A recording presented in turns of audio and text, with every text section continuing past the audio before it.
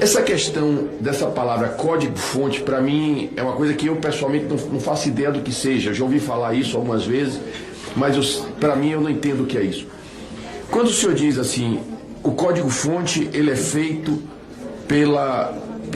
pelos funcionários do TSE, é apenas um código-fonte que é colocado e esse único código-fonte ele vai para todas as urnas do Brasil, ou podem ser feitos mais de um código-fonte, colocar códigos-fonte, um determinado código-fonte em algumas urnas e outro em outras urnas? É só essa pergunta porque é realmente uma curiosidade que eu tenho. Vamos lá, o código-fonte é o mesmo em todas as urnas. Assim que instalado, é solicitada a cidade. E ele, assim que é posto a cidade, ele apenas oferece os deputados de lá, os vereadores e prefeitos. E uma analogia simples aqui é que o código-fonte seria como a farinha, o ovo de um bolo, o leite. Então, e o compilado seria o bolo pronto. E quem tem acesso aos ingredientes consegue inserir um veneno lá e esse bolo fica venenoso. Como seria possível fazer isso? Em que momento? No momento em que é criado e editado e atualizado o código-fonte. No TSE ou quando chega nas cidades? No TSE, nas cidades não. Nas cidades não? Não. E no TSE, é possível fazer isso com algumas urnas e não com outras, por exemplo? Sim.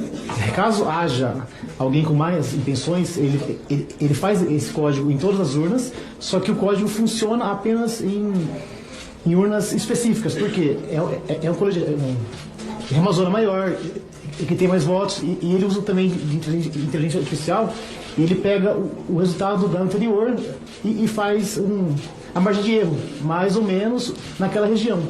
Então, não seria algo grosseiro, que seria, apenas na cidade vai ter 100% dos votos. Não.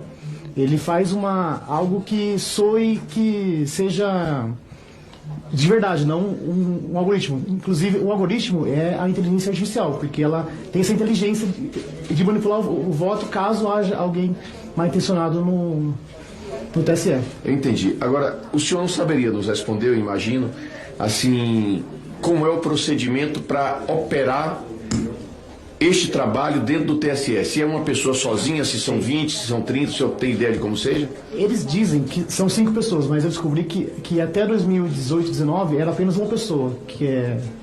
Eu posso falar o nome aqui da pessoa? Pode. Giuseppe Dutra Genino. E em 98 ele já havia feito um curso de algoritmos. Em 98 ninguém sabia o que era isso aqui no Brasil. Ele fez um curso na França. Eu levantei isso, que ele fez esse curso na França de algoritmos. Então, eu achei estranho eles darem tanto poder a apenas a uma pessoa, porque outra pessoa no lugar dele, ou até ele, tem o poder de decidir o resultado de uma eleição. Ele vota por 200 milhões de habitantes, caso ele tenha essa má intenção. Eu entendi. Mas hoje isso não é mais feito por uma pessoa só. Hoje não. Após aquele inquérito de 2018, esse Giuseppe ele se aposentou e agora tem mais pessoas. O senhor me lembra um personagem de um filme.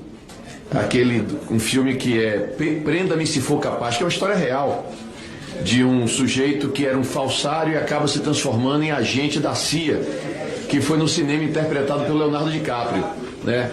O senhor me lembra essa pessoa aí que no fim ele ajuda os Estados Unidos, ajuda o governo americano a se defender. Eu espero que o senhor compense o que errou até agora, que errar é humano, ajudando o Brasil.